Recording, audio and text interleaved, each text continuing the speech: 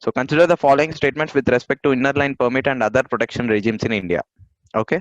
The first statement: inner line permit regime is now applicable to Arunachal Pradesh, Nagaland, Mizoram, and Manipur. And the second one: the Citizenship Act does not apply to certain tribal areas of six scheduled states and inner line permit regime states. And third one: restricted area regime is similar to inner line permit except that it applies to foreigners. So kindly mark your answer and then we'll see the options and right answer for this. So here the first statement and second statement are correct because the first statement is correct after an recent amendment. Basically that was done by a presidential order. Okay. So earlier inner line permit is something that is applicable only to three states, that is Arunachal Pradesh, Nagaland, Mizoram. Now it is extended to Manipur. So that's why the first statement is correct. And the second statement is also correct because we usually focus on Citizenship Amendment Act from the point of view of to whom we are granting which minorities and the countries which from whom we are taking these minorities, but there are other aspects to Citizenship Amendment Act as well. So that is one of that is this, that it will not be applicable to certain tribal areas of sixth schedule and inner line permit regime states. And the third one is different. Third one is not exactly like inner line. If it is so, then it would have been named differently apart from restricted area. So that we'll discuss in detail. So here the answer is 1 and 2. That is B. So now we'll see. So basically, first I'll explain you the context and what is this inner line, and then we'll see this in detail. So basically, you all know like CAA. Basically, what it does, it gives citizenship to certain minorities in the countries of Afghanistan, Pakistan, and Bangladesh. Right. So those are especially all the minorities except Muslims. So in Northeast, there is already certain kind of protection for these tribal people. So that falls under three categories. One is sixth schedule that you already know. That is sixth schedule areas are basically Assam, and then you have Meghalaya, and then you have Tripura. In all this, there are certain tribal district councils. We have already discussed this. Okay, and then the next protection is inner line permit. So inner line permit is something where you need to have certain kind of pass from the government for other people in country, like any uh, Indian citizens, right, from Andhra Pradesh or any other area apart from that area people, if they want to go for a tourist purpose, they have to get a permit. That is inner line permit. And even you can't buy land and all there. So that is inner line permit. So that is second line of protection.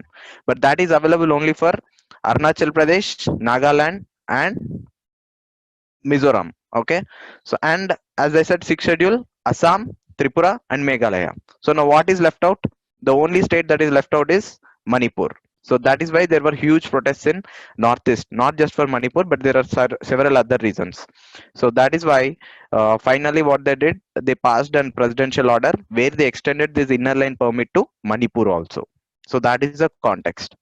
So now we'll see in this, like what is this inner line permit, how it got and all. So basically, you can see here, inner line permit is a document that allows any Indian citizen to visit or stay in a state that is protected under ILP system.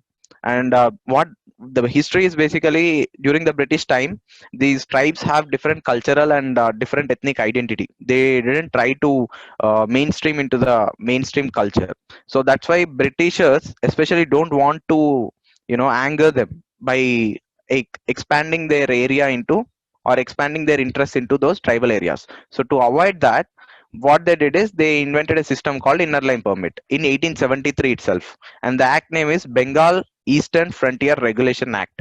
So under this, the other Indians or British subjects cannot go to those tribal areas and interact with them or buy them until unless government gives them permission. So it was there till 1947, and after 1947 India also extended it, saying now it is actually to prevent settlement of other Indian nationals in the states where ILP regime is prevalent. And it is said that settlement is prevented to protect indigenous and tribal population. So the main intention is to protect those tribal population and their culture and identity. So that is inner line permit. So this is not applicable to not just foreigners, but even Indians can't go to certain areas in the tribal areas. This is inner line permit. Okay, and you can see here the important thing is inner line permit is something issued by the state government concerned, and ILP is obligated for all those who reside outside this protected states. So these two things try to remember. Then we'll see this in detail. The connection with citizenship we already seen. Like the Citizenship Act, what it does, it basically helps in the people who have migrated to India long back from those communities, they will get citizenship. So if once they get citizenship, that means the people who are settled in these inner line permit areas also will have citizenship. So to avoid that, they said this Citizenship Act will not applicable to inner line permit states. So that is a link. Now we'll see the second protection regime, that is protected area permit. So protected area permit is something that is especially for foreigners. So the foreigners cannot go to every area in India just by having a visa to India. For example, if example, like if a foreigner has a visa to India, he can visit any other state except this protected areas and restricted areas. In these protected areas, they have to apply separate permission, and if they get permission, then they will be able to visit those areas. So these protected areas are basically the areas between the inner line and the international border of the state. So that is protected area. This is basically to protect the national security and sensitive interests of India.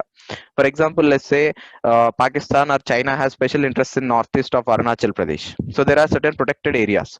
So there they don't want their citizens to go there to fetch any information that might actually hurt Indian interests. So that is why it is there. This is protected. So foreigners need a protected area permit to visit tourist places which are different from inner line permits needed by domestic tourists. And this order is Foreigners Protected Area Order 1958. And the areas all that fall between inner line and international border of the state have been declared as protected area. And you can see which are the states.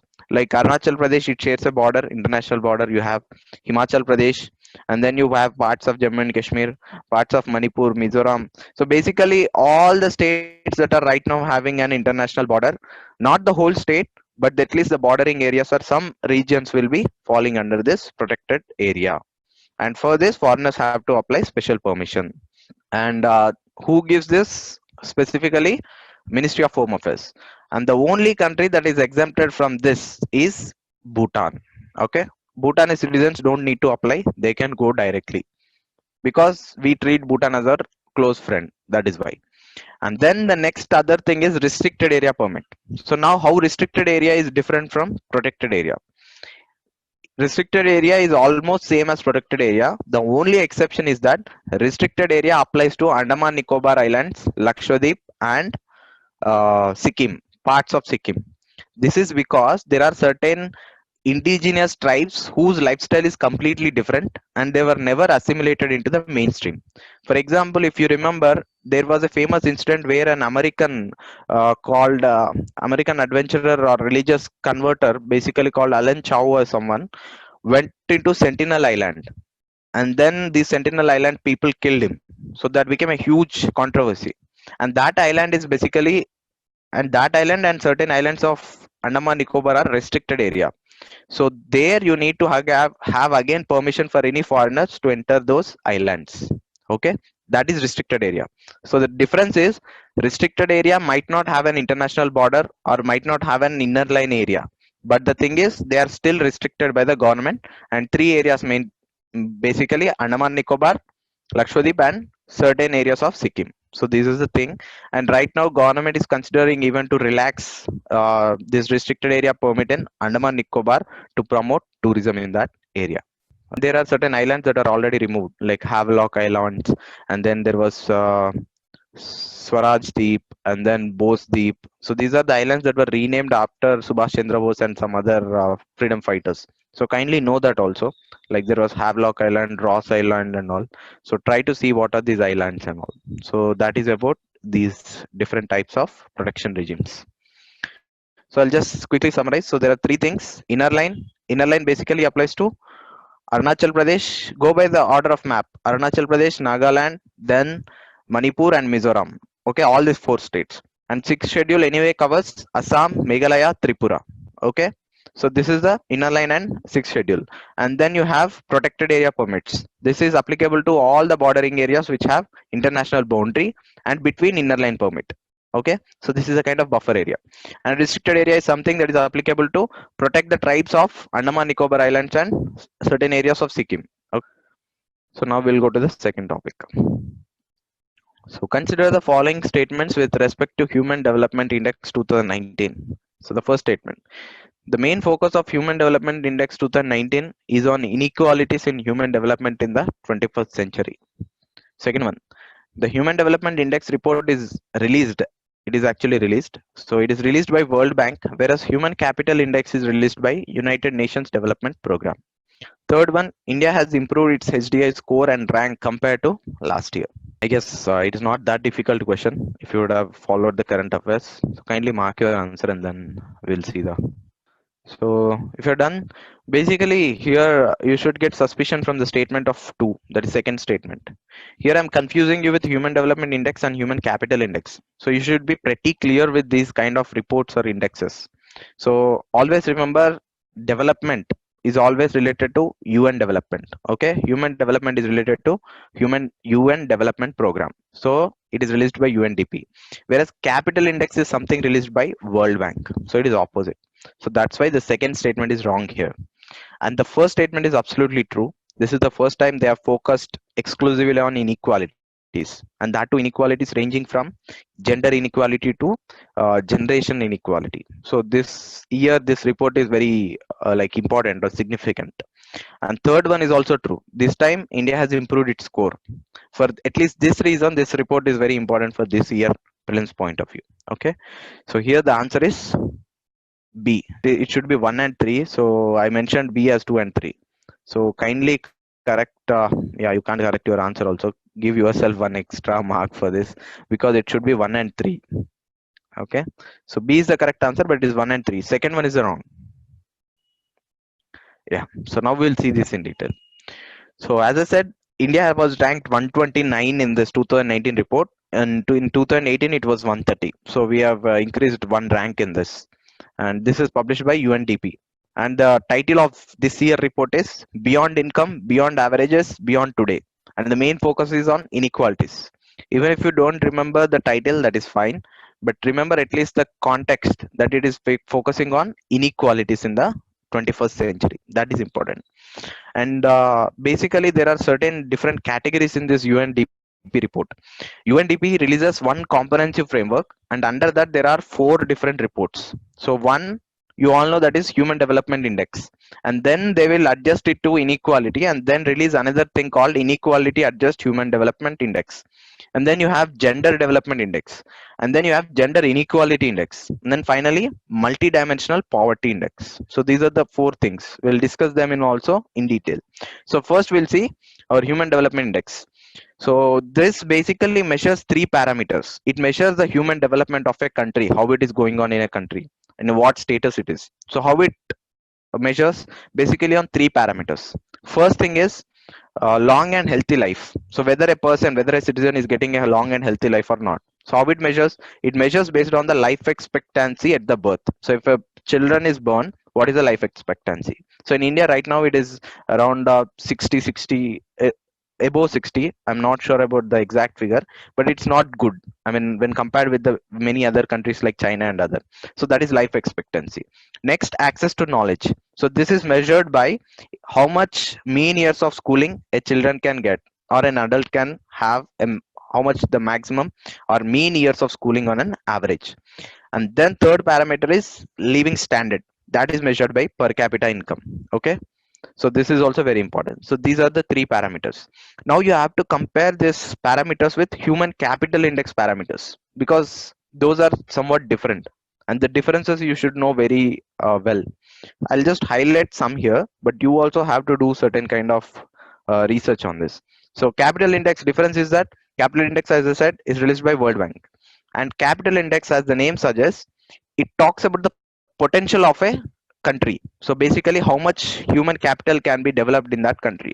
So where we can focus on, if you want to measure the capital, it is on children. So that's why it focuses more on children. So it measures what is the under 5 mortality rate as part of the first measure, that is healthy life. So it measures under 5 mortality rate. And then with related to knowledge, it measures quantity and quality of education. Okay, that is second parameter. And the third parameter with respect to standard of living, instead of per capita income, it has some other parameter Right now I'm unable to recollect, but there is a different parameter where they measure the living standard. So this is how it differs from human development index. The capital index differs from human development index. So try to see this in this way. If you know this kind of difference in a granular way, then you'll be able to identify options very clearly. Okay, now we'll go to the second one. Then you have multidimensional poverty index. So multidimensional basically refers to uh, the multiple deprivations that people usually face, like right from health, education, standard of living. So in various parameters it will consider, and then it will give a score. So based on that, this poverty index is calculated. If not, how in India the poverty is calculated? It is based on certain two principles: one Tendulkar committee principle, and then you have the other one where it is usually based on either calorific intake, or how much uh, how much money it takes to buy certain basic needs for the with respect to food. So that is usually single dimension of poverty. So here they are expanding it to health, education, and living standard access. So that is multidimensional. And then we'll see the Indian performance in India, that is HDI, Human Development Index. So if you see uh, 2000 1990 and 2018, so we have increased almost 50%, right from 0.43 to 0.647. In 2019 it is 0.647.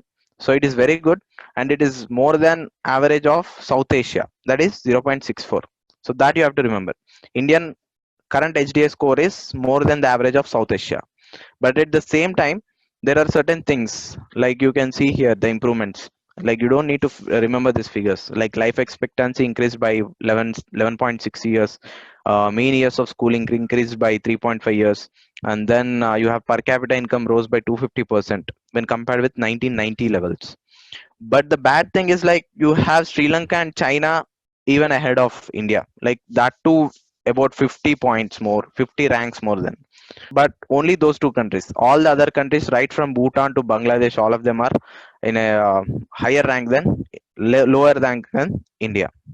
And in this report 2019, Norway, Switzerland, Ireland occupied the top three positions. This much you have to remember for this latest report. And then you will see South Asia performance. Like if you see right now, the major growth in human development is happening South Asia, because all of these countries are rapidly developing. You all know that these emerging countries are in South Asia. So that's why right now South Asia is leading the progress. But after South Asia, it is East Asia and then Pacific, because Pacific, you all know, all are developed countries and they are already much developed. So their scope of development in human development index is less. That's why Pacific stands at last. So always remember Asia, then East Asia, and then Pacific. And then you have inequality adjusted human development index. So basically what they do is, this entire human development index of score of a country, they will adjust it to the inequality that is present in the country. That's how they will deduct this. So if we do that, then India's score is almost reducing a lot from 0.642 to 0.477 when you do it for inequality. That means there is so much of inequality in India. Okay. And in fact, the Indian position is also getting worse by one rank, that is going to 130. Okay, that is inequality. And then you have gender development index. So similar to human development, they will see how much gender wise it is faring, like how much development opportunities are available for gender. So that measures the disparities on HDI by gender. And India is only marginally better than South Asia average on gender development. So there is no much improvement in gender. And then you have finally gender inequality index. So this gender inequality index again uses three dimensions. That is, first thing, reproductive health, and then empowerment and labor market. So it sees how much reproductive health and rights are available with women, and then how much empowerment and employment is available, and then finally labor market. So if you see that India is at 122 out of 162 countries, and rest of all the countries you can see in South Asia are better placed than India when compared with gender inequality. That means inequality is so much high in India with respect to gender. And these are certain highlights in that report. This is something you can go through afterwards, but I'll mention few important points here. First thing, it says that uh, world is not able to achieve this sustainable development goal 5, that is achieving gender equality by 2030, if it goes in this way. That is the first major highlight. Second thing, as I said, This report presents new indexes in terms of calculating inequalities. That is, for example, social norms index. So that shows how much social inequality is there. And it says only in India, only 14% of women and only 10% of women believes that there is no gender bias or there is gender equality. That means 90% of men and 86% of women believe that there is certain gender bias. So this highlights that much inequality is there in India. So this is a kind of report snippet from Hindu. This is just the rank improvement and how much it is difference is there with respect to 2017 and 18. Now we have 19, so that is not updated here. So, but this was the previous one. Okay. Okay. So now we are coming to third topic. So consider the following statements with respect to the liquidity crunch in NBFCs seen in news recently. So the first one. It is primarily caused by asset liability mismatch, which refers to NBFCs have less physical assets as collaterals against the loans they are giving. And second one, the government launched partial credit guarantee scheme to address this problem. And third one, NBFCs cannot accept demand deposits. They do not form part of the payment and settlement system and cannot issue checks drawn on itself and are not covered by deposit insurance facility. So here again, like regarding the third statement, yesterday also we have discussed a bit of it.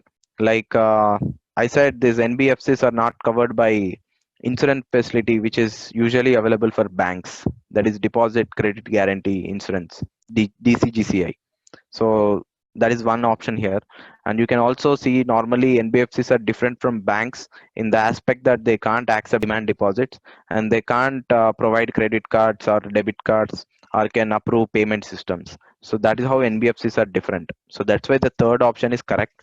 And second option is also correct because government came up with this program especially to address this liquidity crunch problem.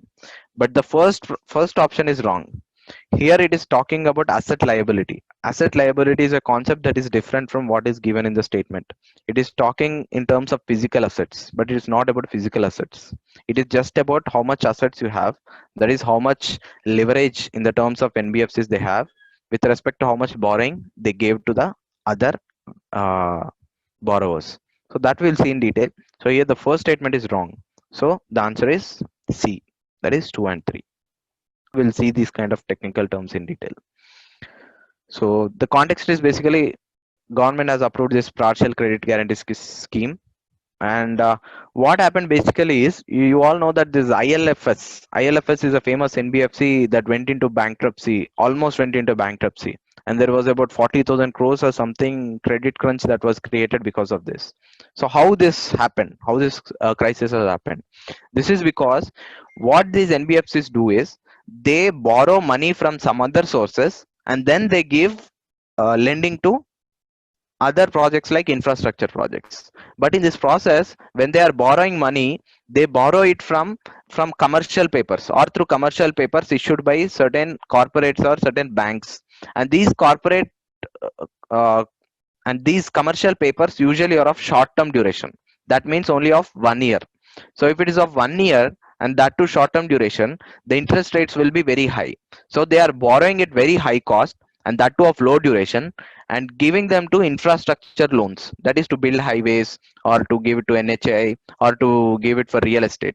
So when they are giving it for this long term thing, then that lending is long term. That means they will get the returns back after many years and the interest rates also will be low whenever you borrow for long term. So here what is happening, your assets with respect to the loans that you are giving to infrastructure companies, assets is very less when you compare with the liabilities are something that you have to pay back to your borrowers. So that is asset liability mismatch.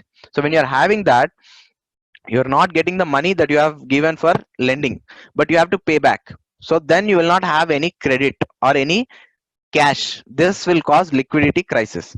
And if suppose one NBFC goes into bankruptcy, what will happen? There will be certain banks that have given loans to these NBFCs. Then that will have impact on the banks also. So banks also will have less liquidity to give loans. So this way it will create a liquidity crisis in the entire market. So this is called liquidity crisis. So that is what is explained in words clear. So here again, I'm saying the same thing. So India, NBFC sector in India has emerged as major source of loans. So the sector been facing liquidity crunch due to asset liability mismatch. And the NBFCs usually source the money from borrowing from commercial papers, which are of short-term duration, less than 1 year. And these borrowings are of high interest rate. But when they lend, they do it for long-term to projects such as infrastructure and low interest rate. This leads to poor credit creation problem and poor credit crunch further, and is called asset liability mismatch crisis. So to address this, what government is doing is, government launched a scheme called partial credit guarantee scheme. So as the name itself suggests, what they do is they will give the guarantee to the banks to lend to NBFCs against. And what guarantee they will give? They, because what is happening is banks are not willing to lend to these kind of NBFCs. So if they don't lend, NBFCs will not get the money and they can't run their business. So that's why government is kind of providing a guarantee to the banks that even if they fail, certain part of the loan government will pay. So how much part? Government says 10%. And how much amount to which you can give the loans? It is 1 lakh crore.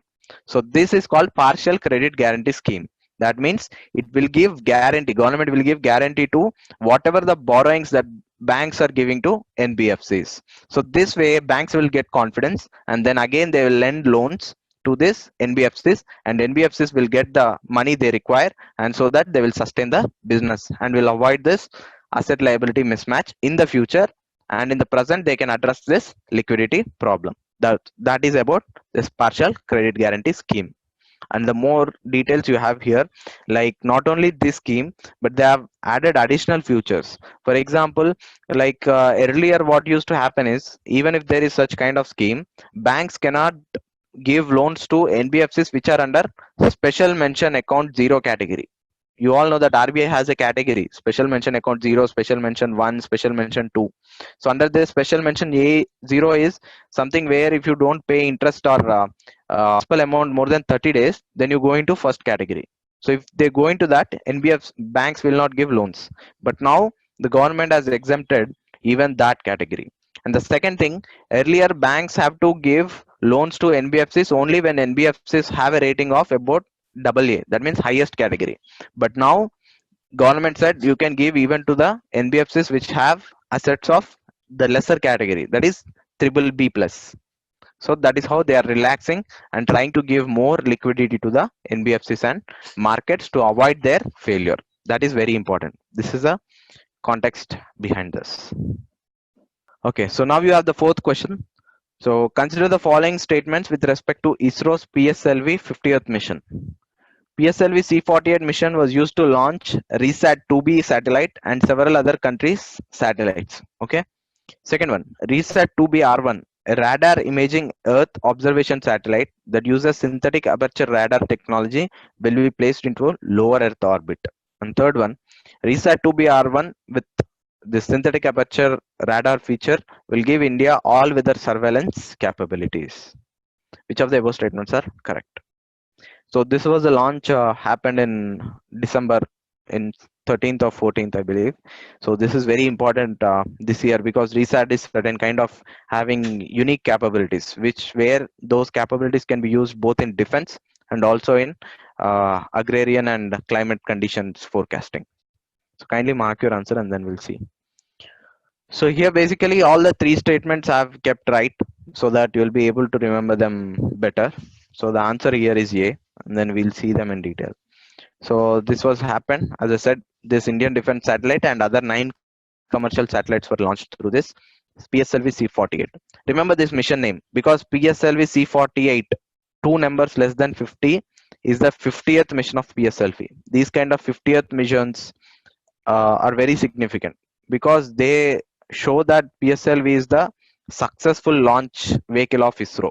Okay, whereas GSLV you don't have that many launches. Maximum we have 14 or 15 launches so far.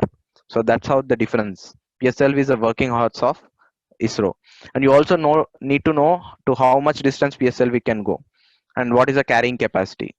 So this much you have to know. Now we'll see the RESAT satellite features.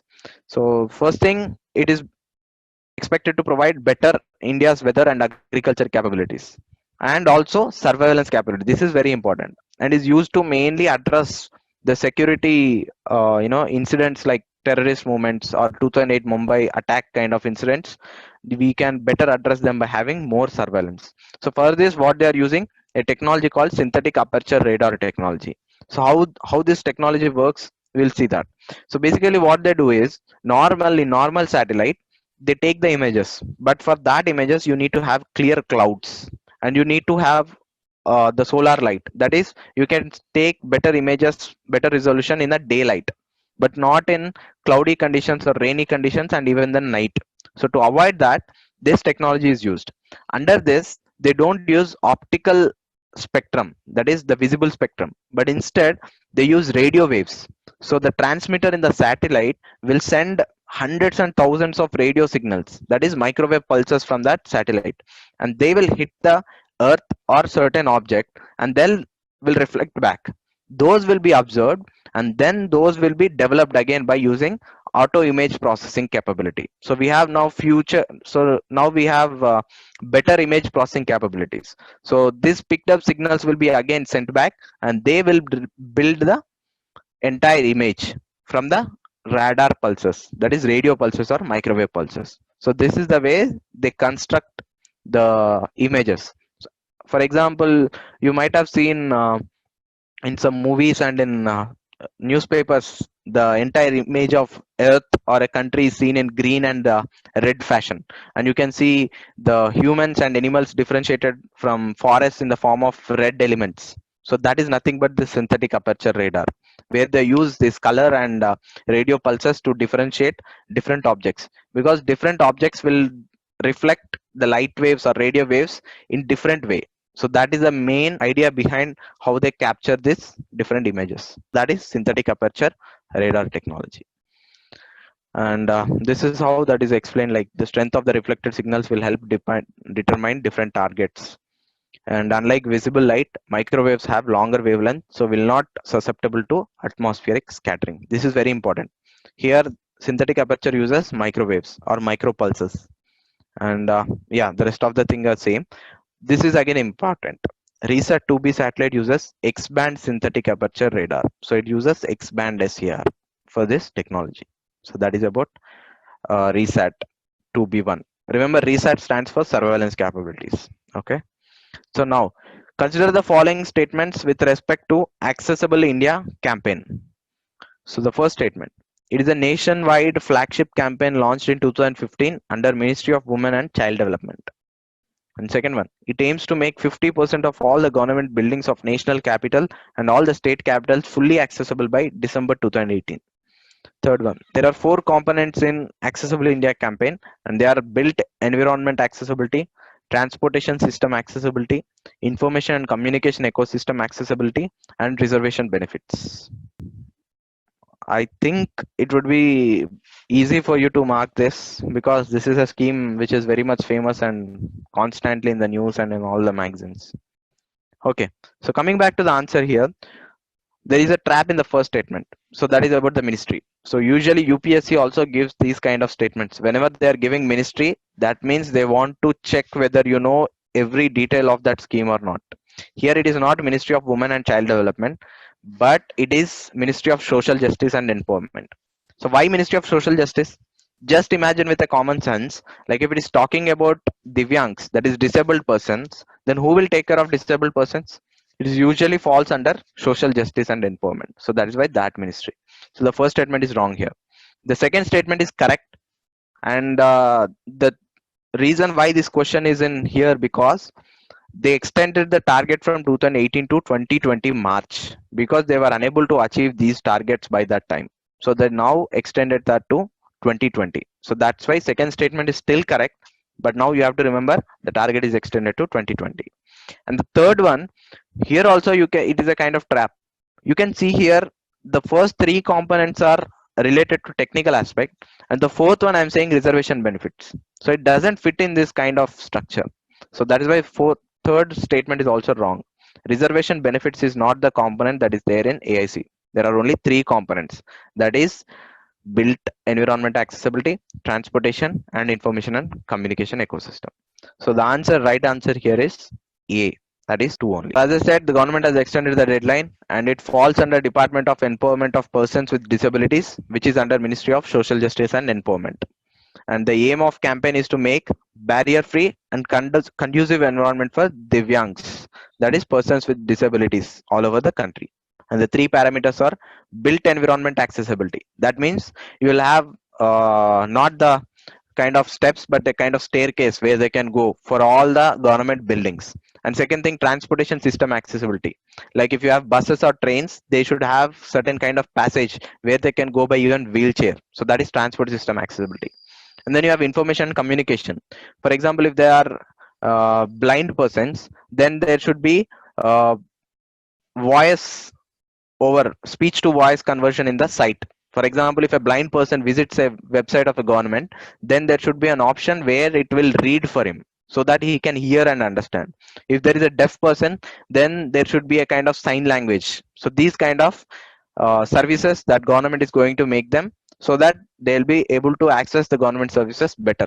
So these are the three components. And the targets you can see here. So everything is 50%. So to remember the 25% target.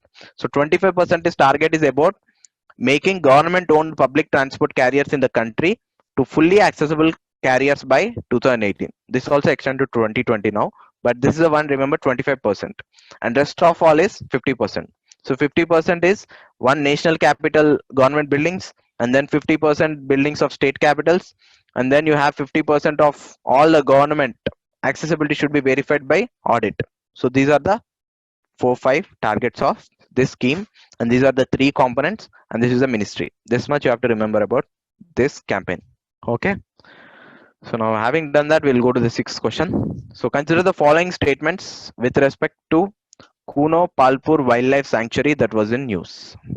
So the first one, Kuno Palpur Wildlife Sanctuary is in Madhya Pradesh. Second one, after Gujarat's Gir Forest, it is India's second home for the Asiatic lion. And third one, Kuno Palpur Wildlife Sanctuary received the status of National Park in 2018. So kindly mark your answer. I know this question is a bit tricky because we all know that right now lions are found only in Gujarat, right? So you might be confused with the second one. Mark your answer and then we'll see the right solution for this. So here the answer is 1, 2 and 3. All of the three statements are correct. Because yes, for Gujarat, and right now lions are found only in Gujarat, and that too in the Gir forest. But this forest, this sanctuary is also considered as second home. And if you know, there was a famous program to actually relocate some of the lions of Gujarat to Madhya Pradesh, and this was the sanctuary that was considered at that time. But because of certain political controversies, that didn't happen. But still, this status as second home as still remains. And the next thing is, it was accorded this national park status in 2018. So that's why the answer is D, and it is in Madhya Pradesh. And now we'll see why this was in news and what are the other features of this sanctuary. First of all, it was in news because it was first time that Supreme Court has lifted its ban on reintroduction of cheetahs to India. So in terms of that, the sanctuary where we are looking to relocate this cheetahs is this sanctuary in Madhya Pradesh. That is Kuno Palpur Sanctuary in Madhya Pradesh. And the important thing about this cheetah introduction project is, so we all know that India also used to have cheetahs before, but unfortunately they got extinct. And right now there are only two species of cheetahs. One, Asiatic cheetah. Second thing, African cheetah. And Asiatic cheetah is found primarily right now in Iran and is part of it in the neighboring countries with respect to Iran, but they are completely extinct in India, Pakistan, and in and around Afghanistan areas. And that too in Iran also, there are only 50 to 60 individuals. So that is why their status is critically endangered. So initially we thought to get these cheetahs from Iran and reintroduce them in India, but Iran objected to it. Iran said only when you give us lions, that is Asiatic lions, only then we can give. But Asiatic lions are only present in India. So India was not ready to give lions in exchange for cheetahs. So that program got cancelled. That is one obstruction. And second challenge was Supreme Court also said it is not right to translocate these cheetahs. They can't survive. So that is why that project was dropped. But now finally, after many years, we said there was a genetic study which said the African cheetahs are not much diverged from the Asiatic cheetahs. They are very similar, and you can introduce African cheetahs. So that's how Supreme Court lifted the stand. And now we are considering to get this African cheetahs from Namibia and introduce them in India in Madhya Pradesh, especially the sanctuary that is considered is Palpur Kuno Sanctuary. And it is very important to know about this sanctuary and this project. And you all remember this much, that African cheetahs are vulnerable, Asian are critically endangered. And the second thing is Asiatic cheetahs are basically smaller and paler than African ones. African are darker, their skin and the stripes. And the second thing is the Asiatic have more fur, small head and longer neck, and they have more cat-like appearance. This much you can see. And you all know that cheetah is the fastest land animal. And this is about Palpur Kuno Sanctuary. It is right now in Kathiawar Gir dry deciduous forests. That means this ecosystem is very much suitable for lions and cheetahs. The dry deciduous, you all know, right? There will not be much trees and all. There will be more of grass and there will be more of dry lands. That is very important for cheetahs because they want open space. If you see the African cheetah videos and all, usually the forests are like that. So that's why this sanctuary is very much suited for that. And then the main predators in this forest are leopard, jungle cat, sloth bear, and all. Don't remember them, but just know that these are the things that are there in that sanctuary. So in this way, if you get any sanctuary, try to research them, try to see what are the famous animals, what is the ecosystem. That is very, very important. Because I remember I used to read the national parks, but there was a question asking which national park supports evergreen forests, and there is subalpine climate, and then there is arctic kind of climate. All these kind of climate systems or ecosystems are found in which of the following sanctuaries. And then they gave four options which are present in northeast, and we all think that northeast have all these kind of features, so it is very difficult to mark out of those options. And it is some sanctuary, Namdafar something, because it is in the extreme easternmost side where you can have both evergreen and then you have subalpine also. So that kind of inner detail UPSC asks. So that is why I'm saying whenever there is a sanctuary in news, so try to know the ecosystem, what is the animal, what is the endangered animals, what are the unique things about that national park from every point of view, even the rivers that go through this national parks. Okay. So now the seventh topic. Consider the following statements with respect to drug pricing process and regulation in India. This is very, very important this year because right now you all know like there are many things going on, like giving regulations about vaccine and then patenting about the drugs and all, and also about drug pricing. That's why this mechanism, knowing about this mechanism is very important. So see the statements. First one, National Pharma Pricing Authority mandate is to fix or revise controlled bulk drugs prices and formulations to enforce prices and availability of medicines under DPCO 2013. That is Drug Price Control Order. Second one, in India, the National List of Essential Medicines is formulated and updated by Ministry of Chemicals and Fertilizers. Okay. So now kindly mark your answer and then we'll see the solution. So here the first one is correct, but the second option is wrong. Because the second option is wrong because it is under Ministry of Chemicals and Fertilizers. These two ministries deal with this drug pricing. Like chemicals also has certain role, and Ministry of Health and Family Welfare also has a role. We will see that in next slides. But the National List of Essential Medicines is basically something that is formulated by Ministry of Health, and NPPA is actually under Ministry of Chemicals and Fertilizers that decides the pricing and regulation. So the first statement is correct and the second statement is wrong. So the answer is B. That is one only. Now we'll see different aspects related to drug pricing in India. So first thing, you all know this context is because Drug Price Control Order is an important act that basically was amended to declare a ceiling price for life-saving medicines, to ensure that these life-saving medicines, especially for the cardiac and cancer, were available in the affordable prices. So that's why this was in news. So if we see in India, the regulatory mechanism consists of four main laws. First thing, National List of Essential Medicines. Second one, National Pharma Pricing Policy. Third one, National Pharmaceutical Pricing Authority, and then Drug Price Control Order. The first two deal with basically to identify which are the essential ones and how to regulate their quality and quantity in the market. Second two are related to enforcing and to ensure the prices are under control. Okay, first one we'll see national list of essential medicines. So basically essential medicines definition is that it should satisfy the priority healthcare requirements of the people. So whatever are very essential, like for example, the basic medicines like for cancer or heart related life saving medicines are under essential medicines. And these essential medicines, government will have more control. The pricing and all, everything will be determined by government. And then you can have here that these are the lists based on levels of healthcare such as primary, secondary, and tertiary, and then based on disease burden, and then primary health needs, affordability concerns. So all these conditions were taken into consideration when you decide which are under this list. Because once a drug goes into list, then government will have more control in setting the price. And this was created in 2011, and that was by Ministry of Health and Family Welfare. This is important. National list of essential medicines is always prepared under this ministry. It is prepared in 2011, but it gets frequently updated. Even the updation task is done by Ministry of Health and Family Welfare. But who enforces this? The enforcement mechanism is with National Pharmaceutical Pricing Authority. That is important. So that fixes the maximum retail price.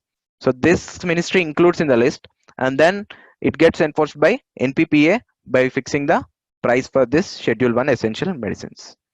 And for medicines not under this price control, that is not under this essential list, then manufacturers are allowed to increase their MRP by 10% annually. This is what is important. So once you have it under this list, they can't increase it unless this NPPA approves. And then you have National Pharma Pricing Policy. So according to this, they have this price control under 348 drugs instead of 74 drugs earlier. So that's how they're making the drugs cheaper. And you have associated with this Janaushadha Arogya Kendras. That also you have to know. It is a scheme of the government where they have opened certain generic medicine stores where they sell it for the lesser price. So try to know that scheme also.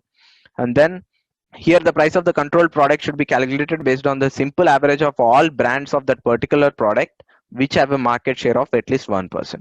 So this is how you fix the price of a drug. Okay, remember this formula always. So if you have the same formula drug manufactured by various brands, then you take the simple average of all the brands which have market share of more than 1%, and it gives the companies to use inflation, that is WPI, to increase the prices every year. But however, they need to get the approval from NPPA. And how they get the NPPA approval? If they are listed under drug price control order. So there are two things. First of all, remember, first is list of essential medicines. Other is the list that is not there in this essential medicines. If it is there in essential medicines, it is completely under control of NPPA. If it is not under this, then they can increase it based on the inflation 10%, and the calculation you all know this is 1%. But still they need approval. So this is a kind of pricing mechanism right now in India. And this is the authority, that is NPPA. This NPPA is under Ministry of Chemicals. So always remember like this. Legislation will be done by Ministry of Health and Welfare. Enforcement will be done by Ministry of Chemicals and Fertilizers. So this way it will be easy for you to remember. And it was established in 1997. So basically it tries to enforce prices and availability of medicines, not the quality. Remember it, prices and availability under DPCO. Okay. And then key provisions of Drug Price Control Order 2013. So its intention is to provide basic healthcare and accessibility of medicines at affordable prices. Same thing, like DPPA will have, it will be notified by DPPA and empowers again National Pharma Pricing Authority to regulate prices of these drugs. So that is it.